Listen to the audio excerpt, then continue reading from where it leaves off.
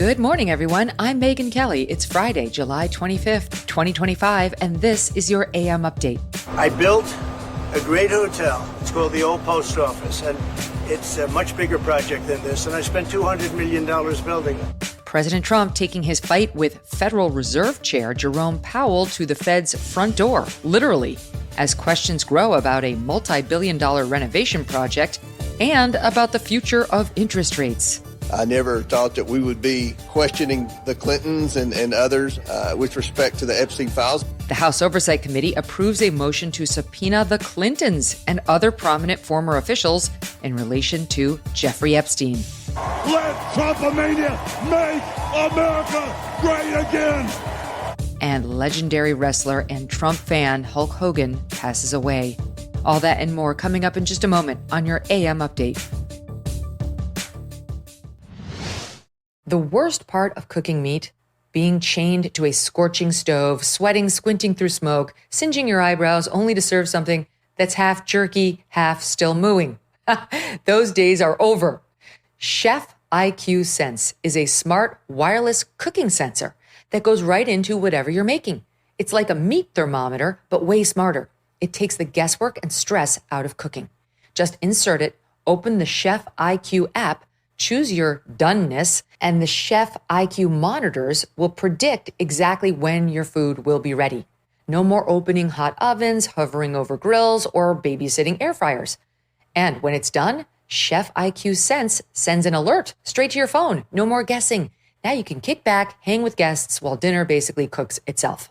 This wireless cooking sensor just announced a flash sale too. Summer grilling season is here, and Chef IQ Sense makes you a grill master easily. So get 15% off by visiting chefiq.com and use the promo code MK. Again, that's chefiq.com. Enter that promo code MK to save yourself money when you check out.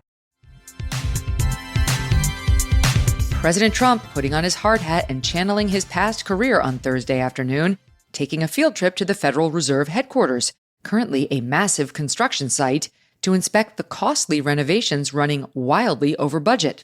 The tour coming amid dozens of calls by President Trump for Fed Chair Jerome Powell to either lower interest rates or resign.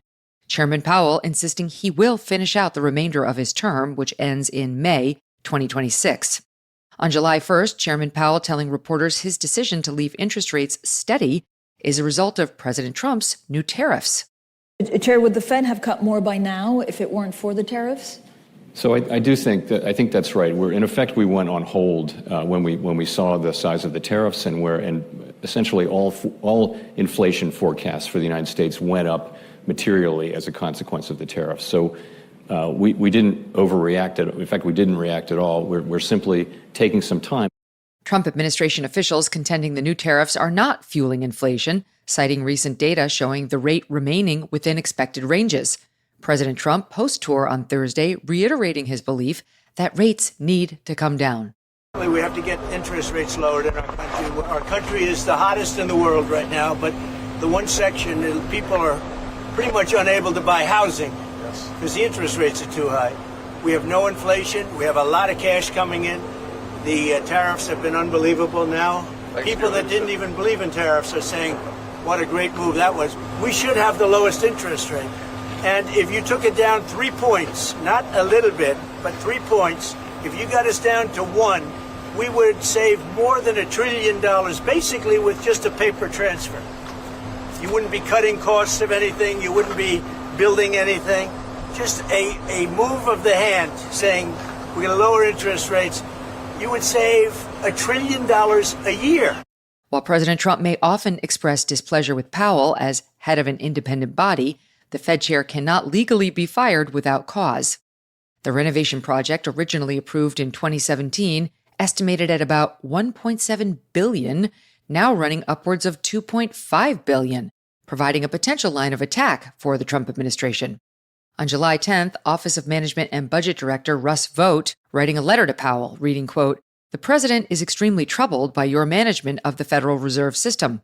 Instead of attempting to right the Fed's fiscal ship, you have plowed ahead with an ostentatious overhaul of your D.C. headquarters. Comparable federal building renovations cost many orders of magnitude less than the office you are building for yourself on the taxpayer's dime. Powell defending the renovations as necessary given the scope of the project, renovating 2 historic buildings more than 90 years old, writing, quote, "Both buildings were in need of significant structural repairs and other updates to make the buildings safe, healthy, and effective places to work." President Trump telling reporters last week the $2.5 billion price tag on the renovation to be, quote, "sort of a fireable offense," though following up later to say it's unlikely he will fire Powell unless, quote, "he has to leave for fraud." On Thursday, President Trump giving his impression of the project following the tour as only he can. Well, I see a very luxurious situation taking place, let's put it that way. And I was given a very nice tour by the head of construction. And, look, if you look over here, they're trying to open up the basement. When you open up a basement, first of all, it's the worst space. Always a basement is the worst space in a building. And it's also the most expensive space to build. It would have been good if they didn't build it. Would have been good if they didn't do certain other things. If you look at the kind of protection in the hall, have you been able to get in the hall? You saw the protection of plywood.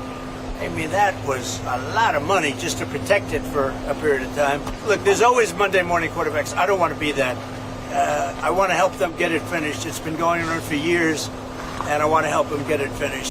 Emily Jashinsky, host of the MK Media Podcast Network show After Party, which airs Mondays and Wednesdays at 10 p.m. live on YouTube, asking the president whether what he saw at the Fed amounts to a fireable offense. The president's response: I would love to see it completed. I don't want to put that in this category. It's a very complex thing that could have been made simple.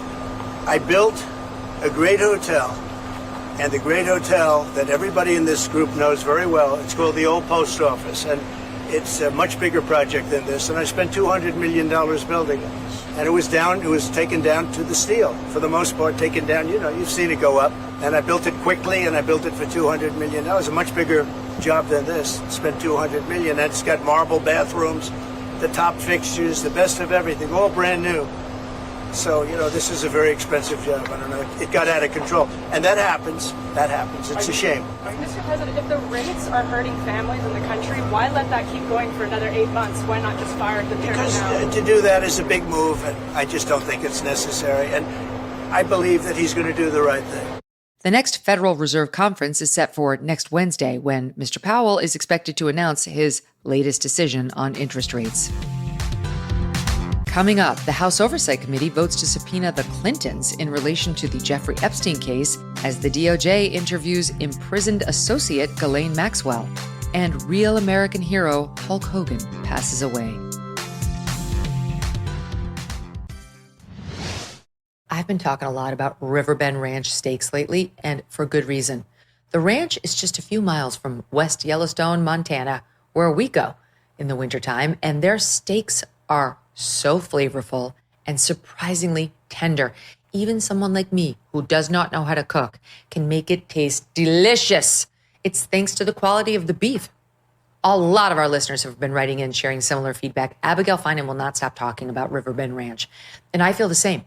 So these guys raise Angus cattle, but they've taken it even further. For 35 years now, more than 3 decades, the owner has selectively bred Angus cattle with superior genetics for marbling and tenderness. It's all about the marbling and the tenderness, creating a herd that truly stands out. Their beef is born, raised, and processed too entirely inside America without artificial growth hormones or antibiotics. And it is shipped directly from the ranch to your door. Riverbend Ranch is not just another beef company. It's a legacy of quality care and craftsmanship that you can taste in every bite. Order from riverbendranch.com. Use the promo code Megyn for $20 off your first order, and you'll be eating the same steak that my family and I eat at night. And let me know what you think. riverbendranch.com, promo code Megyn.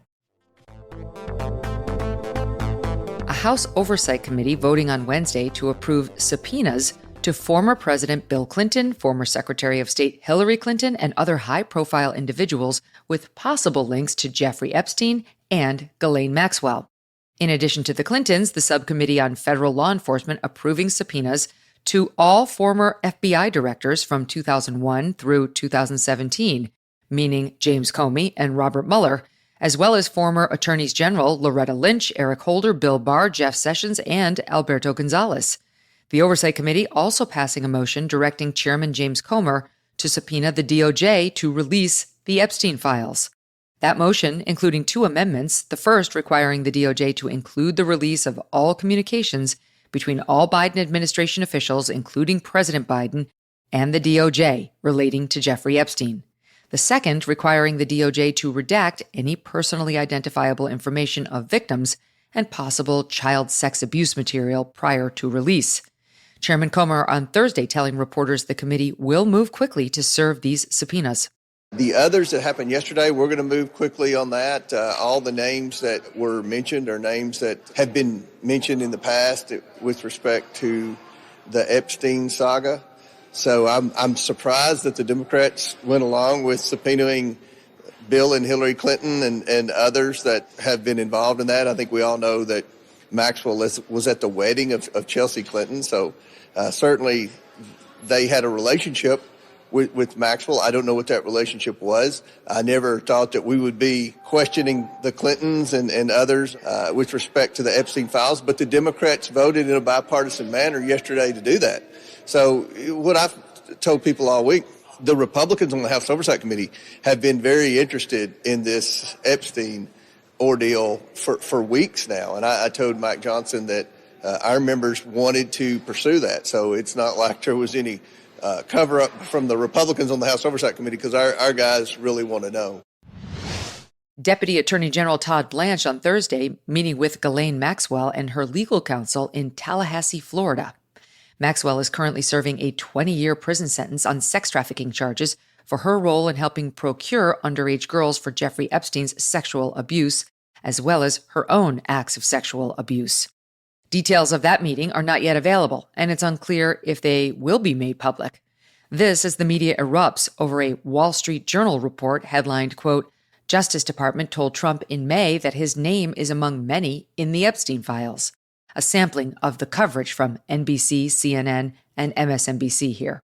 Tonight, the Epstein files bombshell, a new report by the Wall Street Journal revealing the DOJ told President Trump months ago that his name is in the unreleased Epstein files. President Trump was told by the Attorney General that he is in the Jeffrey Epstein files. It comes as Trump, who previously helped stoke Epstein conspiracy theories, suddenly tries to tamp down questions about that guy.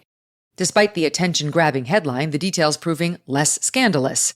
The article revealing A.G. Bondi, quote, told the president at the meeting that the files contained what officials felt was unverified hearsay about many people, including Trump, who had socialized with Epstein in the past. President Trump and Jeffrey Epstein were once neighbors in Florida, socializing publicly for many years.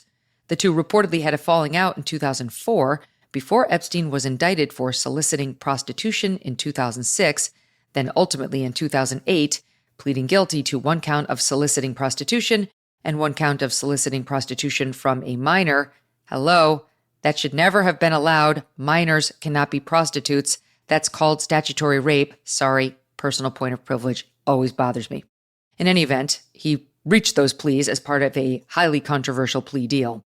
Epstein was sentenced to only 18 months, where he was allowed to leave the jail for 12 hours a day, 6 days a week, on a work release program. Trump spokesman Stephen Chung responding to the Journal's reporting, quote, the fact is that the president kicked him out of the club for being a creep. Iconic wrestler and American patriot Hulk Hogan, real name Terry Bollea, dead at the age of 71. Clearwater police in Florida confirming on Thursday morning cardiac arrest as the cause of death.